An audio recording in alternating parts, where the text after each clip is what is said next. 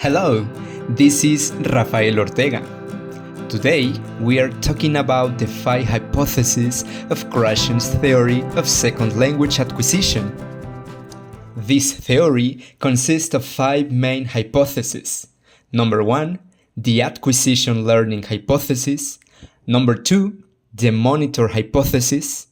Number 3, the input hypothesis. Number 4, the affective filter hypothesis. And number 5, the natural order hypothesis. The acquisition learning hypothesis.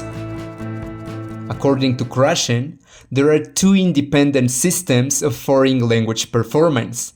Number 1, the language acquisition, and number 2, the language learning. The language acquisition is the product of a subconscious process very similar to the process children undergo when they acquire their first language. It requires meaningful interaction in the target language, that is, natural communication. Here, speakers are concentrated not in the form of their utterances, but in the communicative act. The language learning. It is the product of formal instruction, so it is a conscious process which results in conscious knowledge about the language. For example, knowledge of grammar rules. It is necessary to say that a didactic approach in a teacher-centered setting produces learning, while an inductive approach in a student-centered setting leads to acquisition. The monitor hypothesis. It explains the relationship between acquisition and learning and defines the influence of the latter on the former. According to Krashen, the acquisition system is the utterance initiator, while the learning system performs the role of the monitor or the editor. This monitor acts in a planning, editing, and correcting function where 3 specific conditions are met. The 3 specific conditions are sufficient time, focus on a form, and knowledge of the rules. So the role of the monitor is to correct deviations from normal speech and to give speech a more polished appearance. Krashen also identifies language learners regarding monitor use. He distinguishes those learners that use the monitor all the time, over users. Those learners who have not learned or who prefer not to use their conscious knowledge, under users. And those learners that use the monitor appropriately, optimal users. Usually, extroverts are under-users, while introverts and perfectionists are over-users. Lack of self-confidence is frequently related to the overuse of the monitor.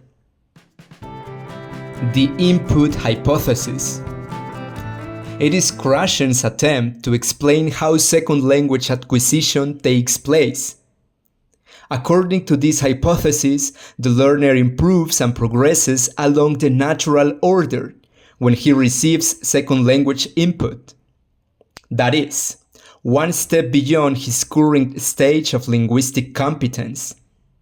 Here, we discover that natural communicative input is the key to designing a syllabus. The affective filter hypothesis. This hypothesis says that a number of affective variables play a facilitative but not causal role in second language acquisition. These variables include motivation, self-confidence, anxiety, and personal traits. Krashen claims that learners with high motivation, self-confidence, a good self-image, a low level of anxiety, and extroversion are better equipped for success in second language acquisition. On the contrary, low motivation, low self-esteem, anxiety, Introversion and inhibition can raise the affective filter and form a mental block that impedes language acquisition. So, for acquisition to take place, positive affect is necessary, but not sufficient on its own. Natural order hypothesis. This hypothesis suggests that the acquisition of grammatical structures follows a natural order which is predictable. For a given language, some grammatical structures tend to be acquired early, while others late. This hypothesis also accounts for students' mistakes and errors.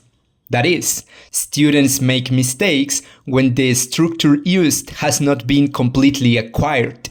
However, students can use their learned competence to modify their production. So, the best way to correct the students' mistakes is to provide more input containing the structure in question. We must take into consideration that we don't need to change the order of presentation of language items. In fact, Krashen suggests presenting the language without any conscious effort to organize it according to grammatical structures. Instead, he recommends a syllabus based on topics, functions, and situations. The silent period. This is a receptive moment in which learners acquire some language knowledge by only listening and understanding without producing. Here, it is important not to pressure students to speak. After a while, they should begin to speak and make sense. When the student is ready to speak, that's when the silent period for that student will end. At this point, the student will have the confidence to participate orally in class, but may still make mistakes when speaking. Conclusion. It is necessary to know the theories to improve our practices. It is always important to start a meaningful interaction in the target language by means of natural communication. Comprehensible input is necessary for the acquisition of the language. Knowing aspects like the silent period give us an idea to understand the student's process of learning and to motivate them. All these aspects will help us to plan our class, get the most out of the situation, and do it in a natural way. Thanks for watching! If you liked the video, please give me a big thumbs up.